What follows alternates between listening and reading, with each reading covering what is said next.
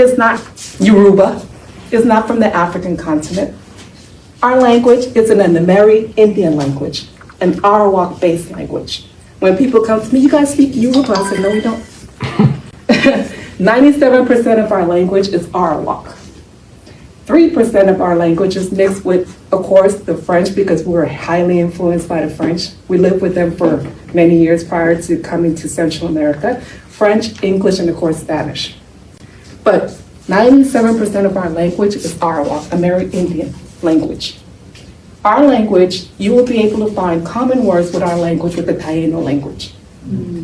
Okay? You could get a Taino dictionary and a Garifuna dictionary, and you will find our language are similar. Good luck finding that in the African continent. Our language. A brief history about Garifuna, because the one thing that I heard that ticked me off right now was Garifuna are descendants of escaped slaves, which is not true.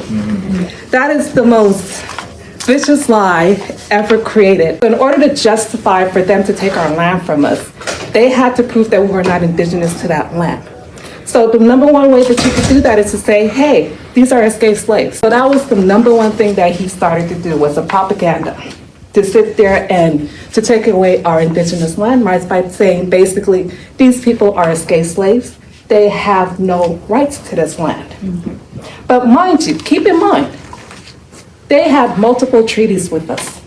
How do you have multiple treaties with people if they have no indigenous land rights?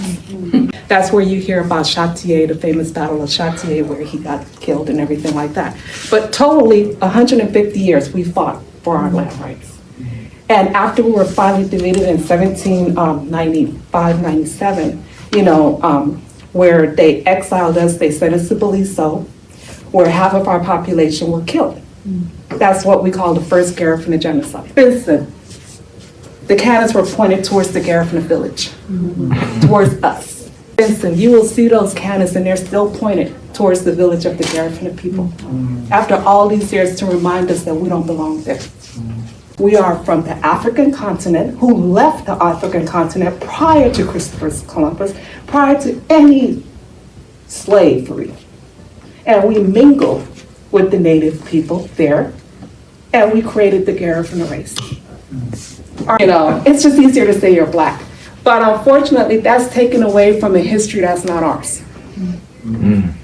That's taken away from a history that is not ours, and that is us not owning who we are. That's why my identity as Garifuna, American, comes first. I'm just gonna do a